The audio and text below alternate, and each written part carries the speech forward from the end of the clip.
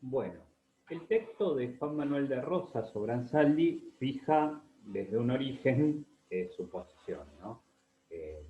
Llamarlo la forja de un dictador es claramente el intento de expresar, evidenciar su postura sobre una figura tan controvertida como la de Juan Manuel Ortiz de Rosas, desde un inicio, ¿no? Para Ansaldi va a ser un dictador, un tirano, enfrentándose a otras posturas que reivindican la figura de Rosas. Y lo que va a realizar Ansaldi, yo les di este texto, es difícil ahora encontrar textos sobre Rosas que sean buenos, o a mí se me hizo difícil, hay algunos, pero son más extensos, ¿no? Encontrar un artículo, este de hecho es un texto relativamente extenso, me hubiese gustado encontrar uno un poquito más breve, pero me gustó porque utiliza un formato para analizar la figura de Rosas que es muy interesante porque realiza un recorrido sobre su vida, pero no en clave individual específicamente, sino en clave de explicar la figura individual de Rosas como parte de un recorrido vital, como parte del recorrido vital de un sector, una expresión de las clases dominantes de Buenos Aires en esa época. Entonces muestra cómo Rosas se va forjando, ¿no? Como se forja un martillo, eh,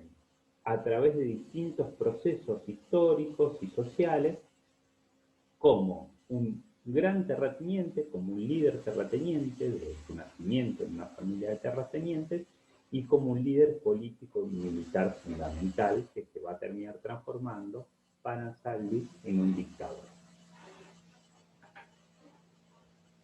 Él va a decir entonces que este intento de pensar la figura de Rosas es también un intento de pensar históricamente el presente, de pensar, porque pensar políticamente el pasado no es adoptar una postura solo por actores sociales que ya fueron, sino pensar en el ahora, en el presente y hacia el futuro inmediato. Lo primero que va a ver el de Rosas es que es un hombre de orden, ¿no? Que todo el tiempo se va a constituir como una figura en la cual la obsesión va a ser el orden, tanto en la organización de sus estancias como en el ejercicio del gobierno y en su propia concepción política, ¿no? Cita varios casos, demuestra, y esto está bastante demostrado, cómo Rosas es quizás el primer gran hacendado, el primer gran propietario de estancias en Argentina que organiza de modo capitalista eficiente la producción en sus estancias, que va a disciplinar la fuerza de trabajo, que va a tener una organización sumamente productiva de sus estancias y de su actividad económica, y cómo su obsesión, nuevamente la de Rosas, va a ser transmitir esa experiencia de organización terrateniente, de organización de sus haciendas, a toda la provincia de Buenos Aires y quizás también al resto del país. Bueno, describe elementos sobre su historia de vida, nacido el 30 de marzo de 1793, de una familia que tuvo 20 hijos, ¿no? Algo muy propio de esa época, muy propio, digo, excesivo, ¿no? Pero sí, en esa época se tenían muchos hijos y muchos niños morían, los índices de mortandad infantil eran altísimos, aún en familias acomodadas como la de Rosas, de los 20 hijos mueren 10, y Juan Manuel es el primer hijo varón, ¿no? Es el primogénito de esa familia. Por lo tanto, va a ser el heredero de casi la totalidad de las propiedades de su padre. Se va formando como un paradigma del terrateniente ganadero bonaerense, y en ese rol también poco a poco va conformando un rol político y una relación con el paisanaje, digamos, ¿no? Con la población de la región, con la población rural, pero también con los indígenas, que en esa época digamos, tenían una autonomía económica y una soberanía política que estaba muy cerca de la ciudad de Buenos Aires. Ustedes ya deben haber visto los mapas, recuerden que están los mapas ahí siempre a disposición para ir mirándolos, para tenerlos en cuenta, y bueno, y va mostrando cómo en ese proceso y a partir de esa relación con los distintos sectores populares, con esa plebe rural, pero también con la plebe urbana, con los indígenas y también con los negros, con los herederos de los antiguos esclavos, va construyendo un grupo que lo respalda, pese a que él todo el tiempo va a tener una desconfianza muy fuerte a todos esos actores subalternos, porque si no eran fuertemente controlados, y en gran medida ahí está la explicación de por qué él intenta todo el tiempo tener relación con esos grupos,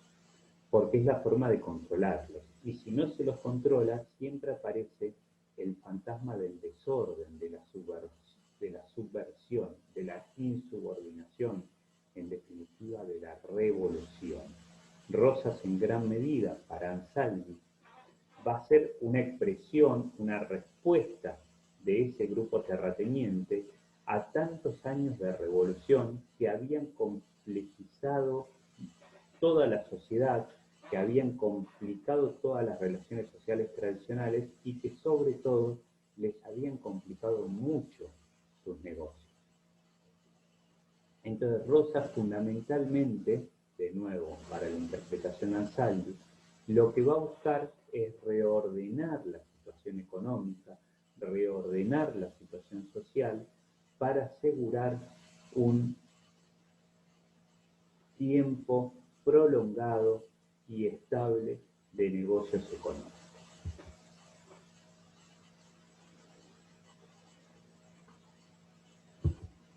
Ansaldi contrapone la figura de Rosas a varias figuras, especialmente a la de Manuel Dorrego, ¿no? Para él, Dorrego va a ser el representante honesto del federalismo bonaerense doctrinario y popular, mientras Rosas va a ser una figura que en realidad va a usar el discurso del federalismo bonaerense simplemente para defender los intereses de la clase terrateniente de la cual él era parte. Rosas formalmente va a ser un defensor de Dorrego, va a ser parte de la propuesta de Dorrego, pero para Ansaldi, Rosas nunca se juega a fondo en la defensa de Dorrego y hasta permite que se dé ese famoso fusilamiento, que es algo, una situación que impacta tremendamente a la sociedad de la época, cuando Lavalle lo fusila a Dorrego, ¿no? En el marco de las guerras civiles entre unitarios y federales, pero que aún en ese marco, una situación como esa era casi inimaginable, sobre todo porque Lavalle y Dorrego, al igual que muchos de los jefes políticos y militares de esta época, habían combatido juntos en las guerras de independencia, ¿sí? Rosas no. Rosas, en parte porque era más joven, pero también porque era una persona que se había dedicado fundamentalmente a sus negocios económicos.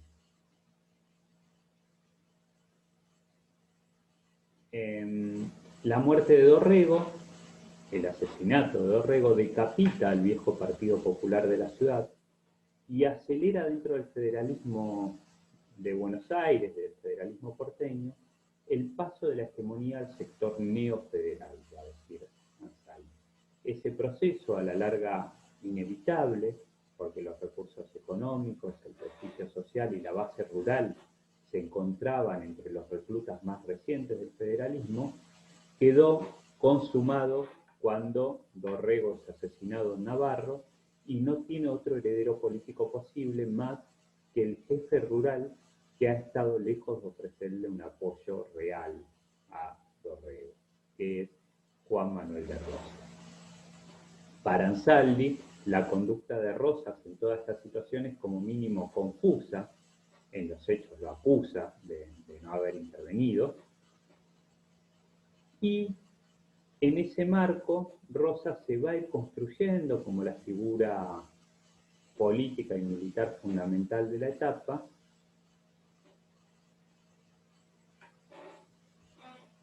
junto a otros actores como Anchorena y demás, pero donde en realidad la figura que todo el tiempo está de fondo es la de Juan Manuel de Rosas como actor político clave de la etapa.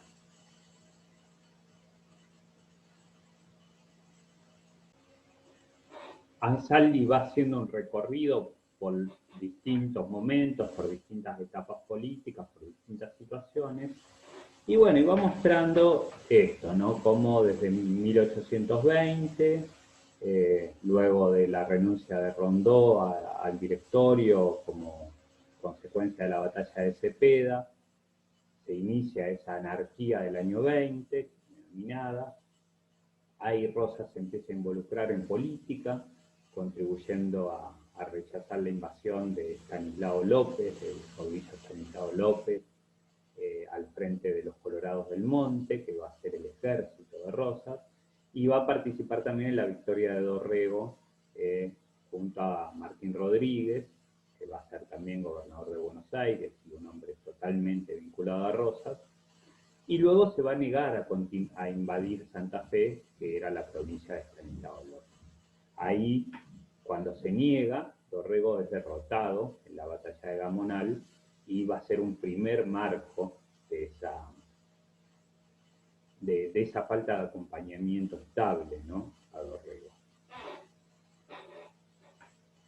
Entre 1821 y 1824, Rosas va a seguir creciendo mucho económicamente, va a comprar varios campos más. Y para 1827, 1828, como ya lo decíamos, ya va a pasar a ser una figura política muy importante. Bueno, no me quiero ir en todos los datos y me cuesta a veces porque pasan tantas cosas en esta etapa que les puedo terminar haciendo lío. En concreto, en 1829, entonces, Lavalle lo mata a Dorrego. Y es ese año, justamente ante la carencia de dirigencia política de los federales, que Rosas termina de asumir ese lugar y la legislatura de Buenos Aires proclama a Rosas como gobernador de Buenos Aires el 8 de diciembre de 1829, incluyéndole además el título de restaurador de las leyes e instituciones de la provincia de Buenos Aires y las facultades ordinarias y extraordinarias que creciera necesario, o sea, la suma del poder público. A partir de ahí, Rosas va a empezar a organizar un intento de consolidar su poder, pero sin meterse demasiado en las permanentes guerras civiles que atravesaban el resto del territorio de lo que podría ser Argentina. Durante estos años también, en realidad, en 1832, Rosas exige la continuidad de esas facultades extraordinarias y cuando no se le otorgan ocasionalmente, él se retira por unos años del ejercicio del poder, que en realidad se retira formalmente, ¿no? Pero seguía ejerciéndolo en los hechos. En 1833 es cuando se da la invasión de las Islas Malvinas, y en esos años Rosas estaba emprendiendo la campaña al desierto, una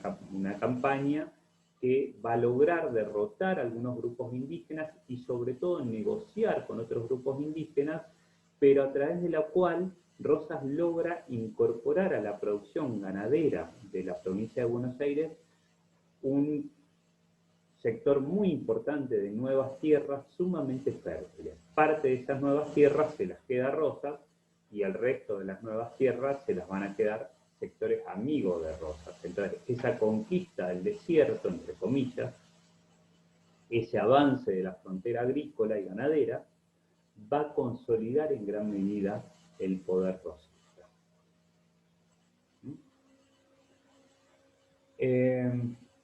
Hay un interregno, entonces decíamos, entre 1832 y 1835, en el cual gobierna, entre otros, Juan Ramón Balcarce. Va a ser una etapa de mucho conflicto interno donde Rosas en gran medida y según varios análisis ayuda a que siga existiendo conflicto interno para que lo vuelvan a ir a buscar a él como el único garante posible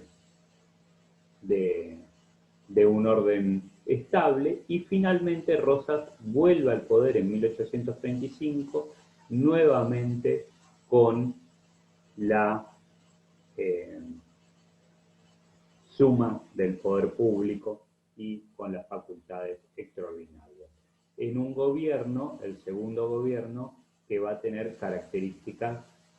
fuertemente tiránicas, ¿no? Uno puede discutir si realmente ese gobierno de Rosas tuvo rasgos positivos o negativos, y como yo decía, es evidente que hay elementos contradictorios, que hay elementos para afirmar rasgos progresistas y rasgos reaccionarios o equivocados en sus políticas económicas y sociales, pero es muy evidente, digo, y hay muchos registros que así lo demuestran, que especialmente en su segundo gobierno hubo prácticas tremendamente tiránicas y de persecución brutal de los grupos opositores y los militantes opositores,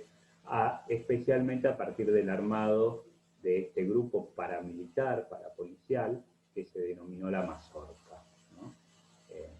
Que bueno, tuvo características realmente brutales y con formas terroristas, ¿no? Que iban imponiendo el terror en la mayoría de la población, pero especialmente en los sectores opositores. Bueno, nada, es un texto complejo, muy interesante, con una posición política muy clara, muy expresa, ¿no? A mí me gustó eso de este texto, ¿no? Es un texto que uno, por eso lo decía, desde el título mismo, el autor fija su postura, no es que la deja entredicha o no la termina de explicitar, sino que es claro y expreso. Bueno, termino este video acá y en el próximo brevemente analizamos el texto de Oxlack.